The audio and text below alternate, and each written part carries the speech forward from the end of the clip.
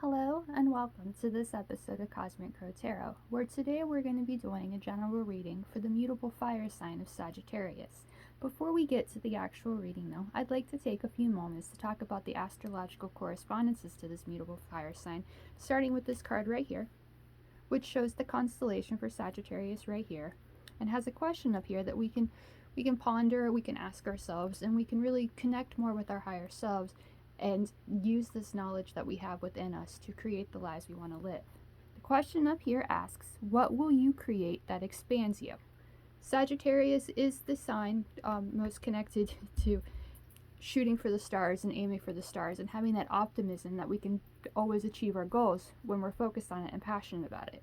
This card right here comes from the Stories Oracle by the 8th house, which is right here, and I'll leave a link down in the description below of where you can purchase that deck if you want to add it to your own collection. We'll start with the court cards first, the ones that are astrologically connected to Sagittarius. And that begins with the Knight of Wands here, which represents the first two decans of Sagittarius, about November 20th, 21st to December 10th. And you can see here, she's very enthusiastic, very passionate. And I love this illustration from the Light Seers Tarot by Chris Ann because of the drum in the middle. It kind of gives me that vibe of, dancing to the beat of your own drum. And just not being afraid to be yourself, be unique, and go after your dreams. Now, I have mentioned this before with the Knight of Wands. I do have a bit of a love-hate relationship with her, or with him, or with them, however you want to see it, as they can be a bit flighty. And, well, I have a lot of Sagittarius in my own chart. That's my sun sign, Mercury sign, Venus, Saturn, and Uranus all together. All of those signs are in the sign of Sagittarius, or all those planets are in the sign of Sagittarius. So this flighty energy, definitely something I can relate to. You have that passion, that fire that you want to go after something and you soldier on towards it. But that enthusiasm and optimism and passion can sometimes go to something else as well. You lose focus on the original passion because you found this other thing to enjoy as well. And that's kind of the energy of the Knight of Wands. Yes, they are a passionate soldier that isn't afraid to shoot for the stars, but they're also passionate about multiple things and it's hard to focus. The Queen of Pentacles is the court card astrologically connected to the third decan of Sagittarius, about December 11th to December 20th.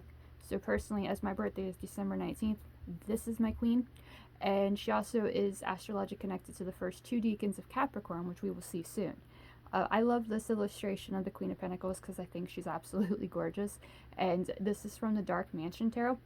You can see she holds a single coin and she's got this look of like determination and just, I know what I'm doing kind of aspect. So following that Knight of Wands energy here and the Queen of Pentacles energy here, it's as if the Knight has decided what they're passionate about and really focused on that one single goal. And now they're leading in their life with it and making their material goals a reality. Moving down to the minor arcana here, before we get to the major arcana card related to Sagittarius, we have the 8, 9, and 10 of Wands. As Sagittarius is the mutable fire sign of the Zodiac. It comes right before about the end, sorry, I'm getting tongue-tied here. It's the last season before winter starts. So it's towards the end of fall before Capricorn begins the winter. So that 8, 9, and 10 energy, coming at the end of the sequence, makes a lot of sense because the season is coming to an end as well. So the 8 of Wands is astrologically connected to the first decan of Sagittarius, about November 20th, 21st to about November 30th, December 1st. And this is from the Groovy Tarot by Tarot Collectibles. Again, I will leave a link in the description below for all of these decks if you want to add them to your collection.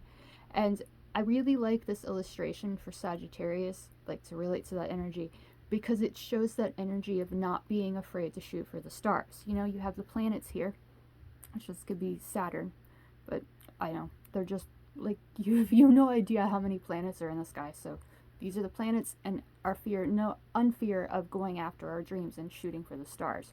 And with the 8 of Wands, I believe it's one of the very few, if not the only card of the tarot that does not depict any people. So this is just fast moving energy of once you make that choice, you find that passion that we talked about with the Knight of Wands up here.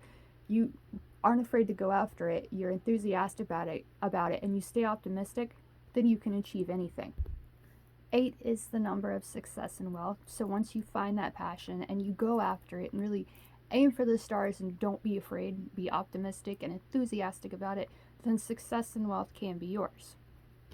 The 9 of Wands follows the 8 of Wands, obviously, and it's the second decan of Sagittarius, about December 1st through December 10th.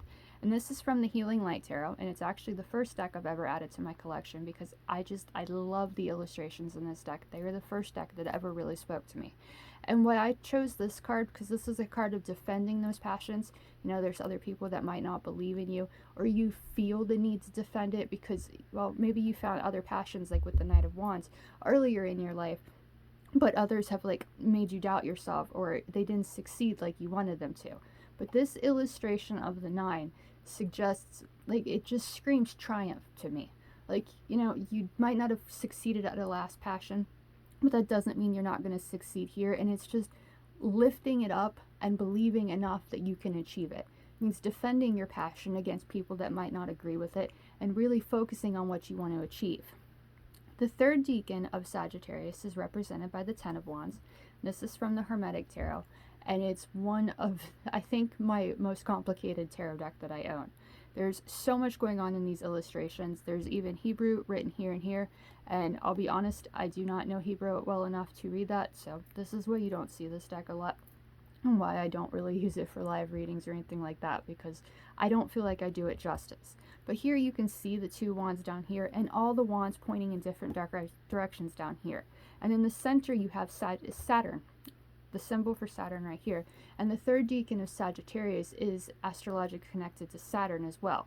And this is a card, while it is a card of completion, is also a card of feeling overwhelmed and almost wanting to give up because there's too much going on. So we're related back to this Knight of Wands up here when I mentioned there's too many passions and you might not be able to focus on just one. And that's the energy of the 10 of Wands right here. Is you might have too many irons in the fire and too much going on that you can't find the success that you want, mentioned with the 8 of Wands, that you want because you're focused on so many different things. As I said, my birthday is December 19th, so this is the energy most connected to me. And down here it says Lord of Oppression, and we can definitely be our own worst enemies.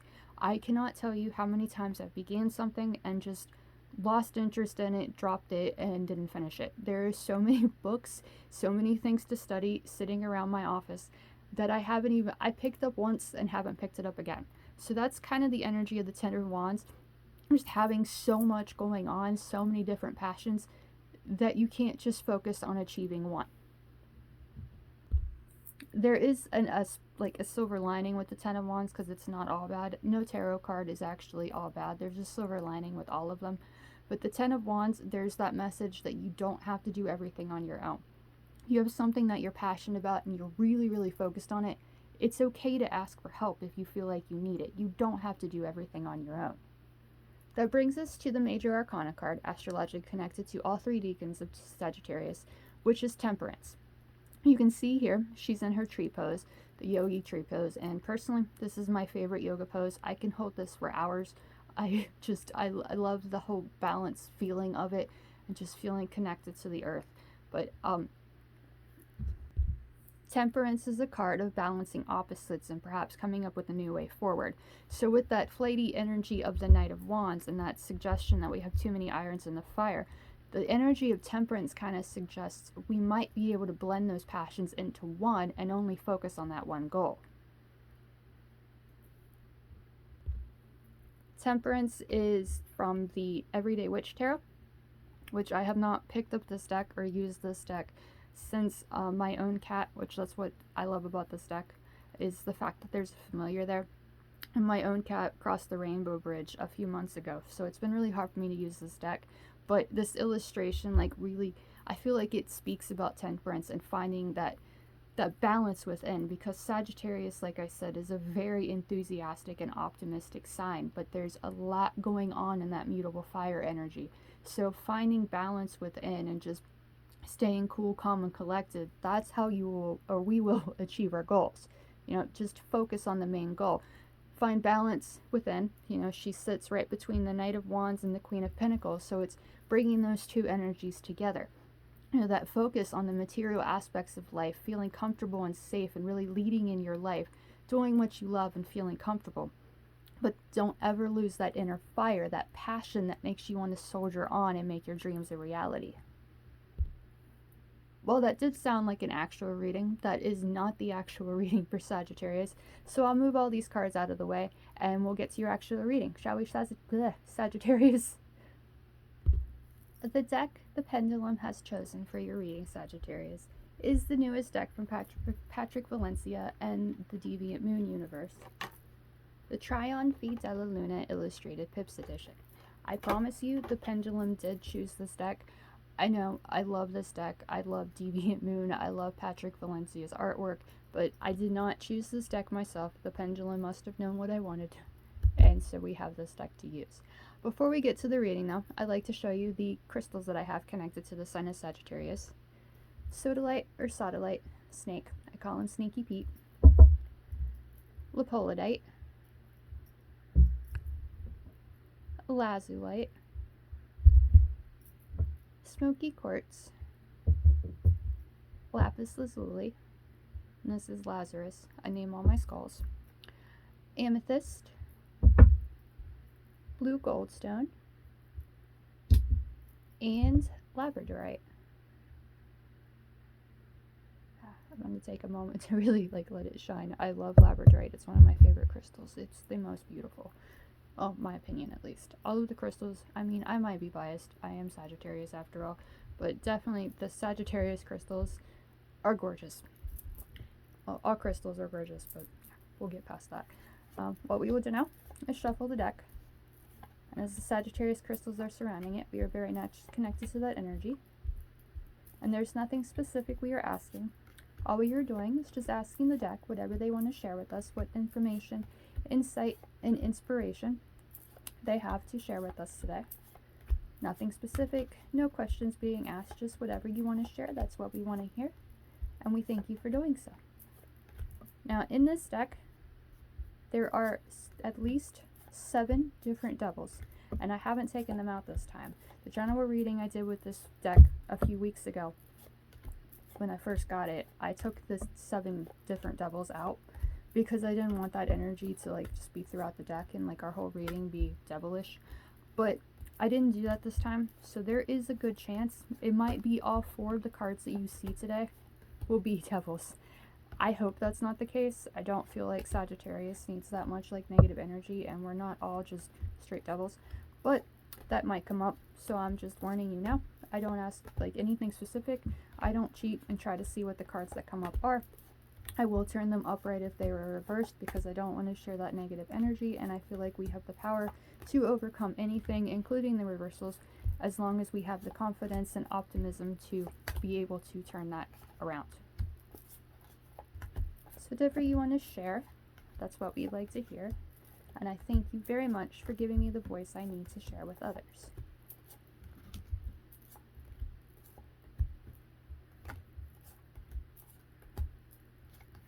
No specific questions, just whatever insight, empowerment, information, and inspiration that you want to share. So there are 3 different piles, which means we have already cut the deck. They're a little bit everywhere, so we have to get them nice and smoothly first. Set that there, and that there, and then pick 3 at random.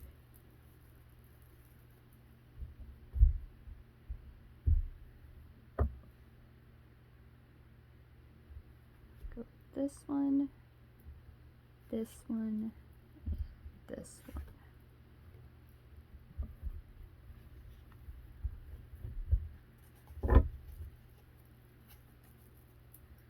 The 8 of Swords is our bottom of the deck. Queen of Wands, the Lightning, and the Knight of Swords.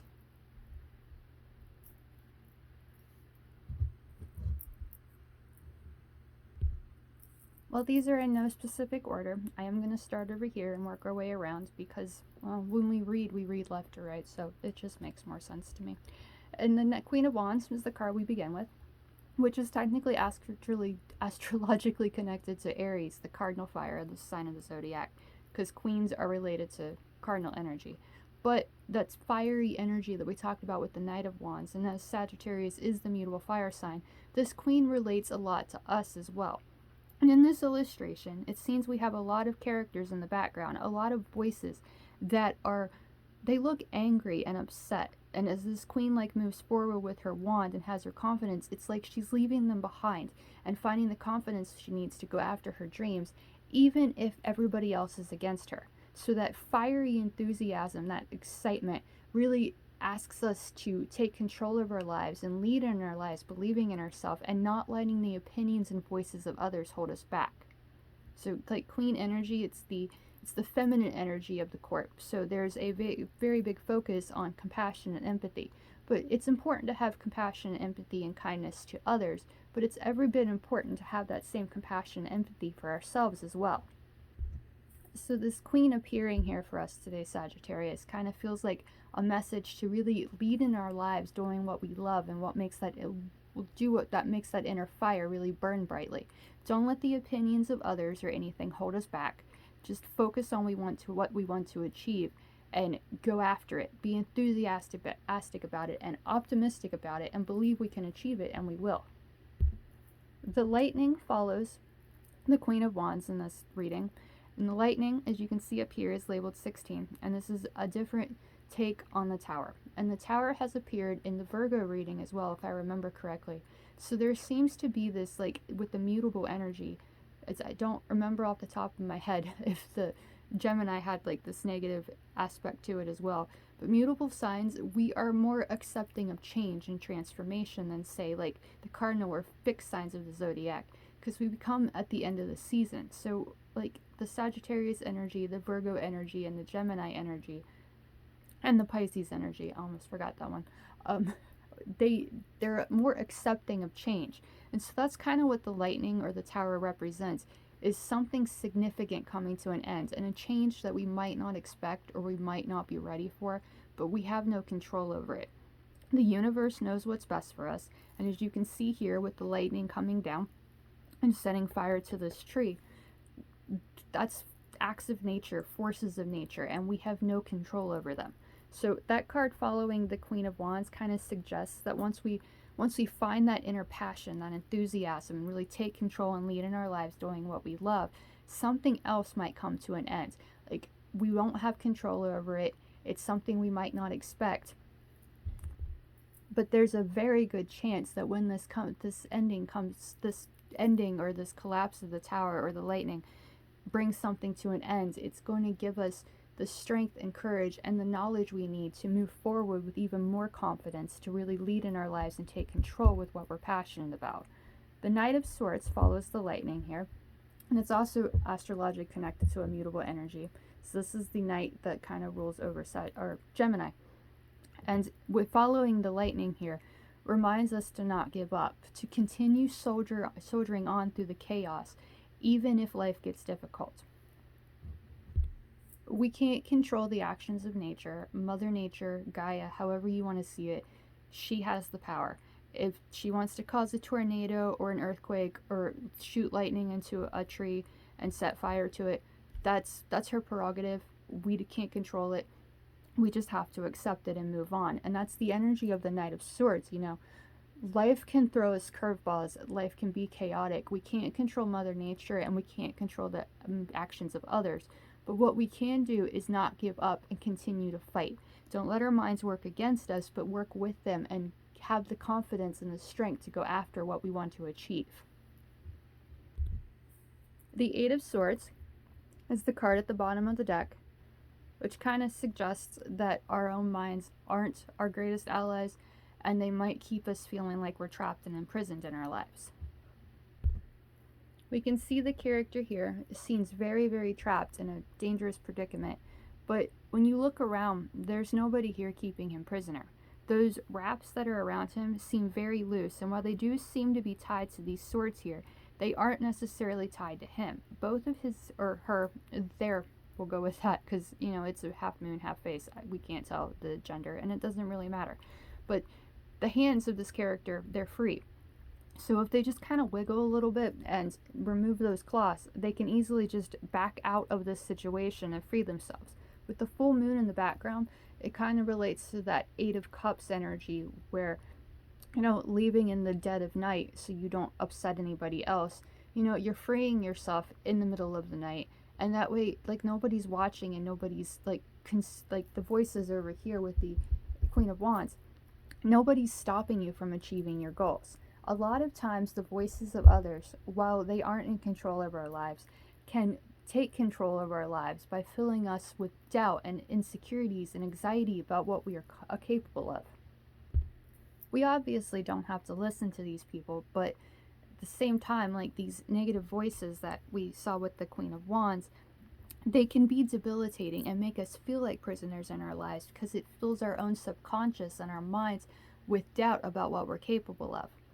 But when we're really confident in ourselves, like this queen is, she's not even giving these people any energy, and she's just walking away with them, focused on her single goal and leading in her life, doing what she loves and what she's passionate about. And with the Knight of Swords, coming after the lightning, it shows things are going to happen. Like, it might be the opinions of others, it might be something occurring in our lives that we weren't expecting. But as long as we keep going and we don't give up, keep soldiering on to our goals and fighting through the chaos, we can achieve our goals. So the Eight of Swords appearing at the bottom of the deck is a strong reminder that we are in control. When we take our minds and allow our minds to really help us lead instead of letting them work against us, anything is possible. So our message today, Sagittarius, is really lead in our lives doing what we love and don't let anyone or anything stand in our way. If things come to an end, then we just need to keep going, soldier on, and not give up on our goals. Don't let our minds work against us. Free ourselves from the prison of our minds and really take control in our lives and feel successful. This is an 8. We must not forget that. So there is a success and wealth aspect to it, but we have to free ourselves from the prisons of our minds before we can achieve it. This is just a general reading, Sagittarius. It may resonate with you, it may not. If you want a more personalized reading, feel free to send me a message on one of my socials or comment on this video and we will work something out, or you can just book a reading straight from my website using this deck or any deck in my collection that you prefer. Or even if you want a little bit extra added to this reading, you can message me or comment on this video about that as well. I really hope that you enjoy this message and it gives you the empowerment and inspiration to go after your dreams and really let that inner fire to lead you to the success that you deserve, Sagittarius. I want to thank you very much for watching, and I'll see you again in the next one.